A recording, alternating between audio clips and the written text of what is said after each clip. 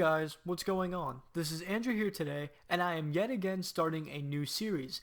This series will be posted on both Instagram and YouTube as always, and it will be called My Take on Gaming. This is very similar to my history with gaming, in which I will be talking about platforms, consoles, games, and anything else gaming related, but this series is different where I will be talking about the topic, giving a bit of a retrospective, and then giving my take on it from personal experience. I thought it would be cool to start off talking about the original Xbox, since that is a place where I can give you guys an idea on how I will go about this new series, considering that it's an area that I'm very interested in and can talk quite a bit about. So getting into the topic about the system, this wasn't Microsoft's first time in the gaming scene. They already had prior experience from the PC gaming market, and believe it or not, they designed the online capabilities for the Dreamcast. I and many others feel that the original Xbox was the successor to the Dreamcast, as it had a similar controller layout and a similar approach to how the system was made. Obviously, there are plenty of differences between the two, and I believe that those differences are what made the console enough to be successful and enough to actually beat the GameCube. With the PC-like hardware, as well as it being a ton more powerful than the competition, this led to most ports of the console being the definitive version.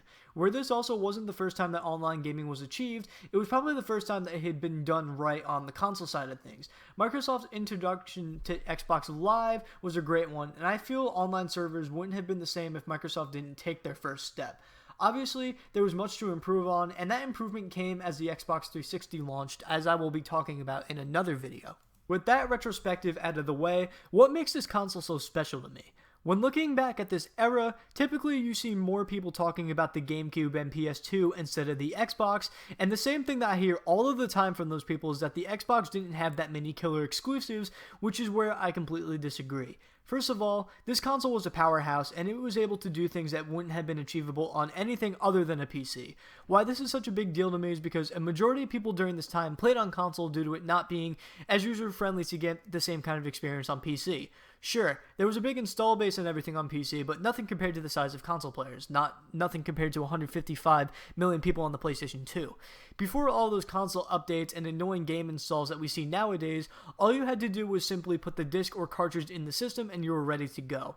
My point here is that the original Xbox was the perfect console for someone who wanted the PC kind of game library experience, but without actually buying a PC and getting a console.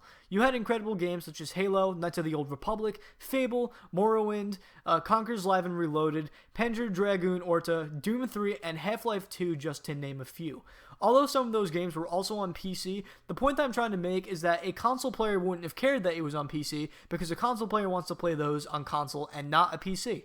Now that we've been extra positive about the console, where exactly did it fall short to me? I feel like there were a few things that made this console lag behind the competition. One of the things is a weird thing to point out for a game console, but I'm going to nitpick it anyway. The one thing that always annoyed me about the original Xbox is that you needed to have a specific dedicated media remote for the system in order to play movies. On the PS2, this wasn't an issue, and I believe that one of the reasons that the console is the best-selling console of all time is because it was around the same price of standard DVD players at the time, kind of similar to how the Xbox One S and 4K Blu-ray players were also around the same price, but obviously there aren't that many people, even to this day, that have 4K media, so obviously the Xbox One S didn't sell out the same way that the PS2 sold out. Another thing that I never liked from the start was the need to charge for an online membership. Microsoft has never dropped this idea, and up until the PS4, they were the only company getting away with charging for a service while everyone else's service was free. My third thing that I have to point out, and I feel like is the biggest downside to having the Xbox during this time period, was the fact that some of the bigger games were coming to the system much later than they did compared to the PS due to the original Xbox, I should say, launching a bit later. And one of those major games that launched later on the original Xbox was the GTA trilogy, a major game and one of the biggest games of that console generation. But honestly, that's probably not the worst thing when it came to the original Xbox, because eventually the games did come. This is kind of similar to what happens nowadays with games coming to Nintendo Switch. You know, those games do eventually come, and it didn't cause people, to not buy the console. There were still plenty of games for the console for people to have during that time. But as I said before, it was a bit of an inconvenience for original Xbox owners to have to wait for these games when they were coming to the PS2 and sometimes even the GameCube first. Although, the last thing that I feel like is possibly the worst thing that Microsoft did, and probably is still affecting them to this day, is not focusing hard enough on the Japanese consumer.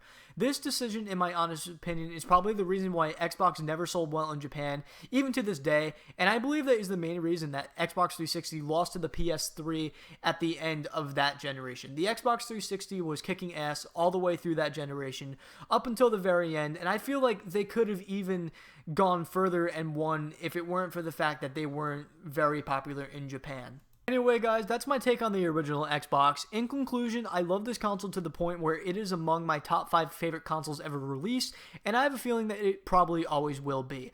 I have been playing this console ever since my childhood, and to this day, the console has my biggest collection of 80s games as the making of this video. This definitely isn't the first time I've talked about this console in a video, and it most definitely won't be my last either. I hope you guys enjoyed this video all the way through. Basically, this is how the format of these videos are going to be. Some of them are going to be quite a bit longer. Some of them are going to be on the shorter side, like this one. There will be more coming. I have a lot of ideas for what to do next with this series. So thank you guys for watching, and I will see you all in the next one.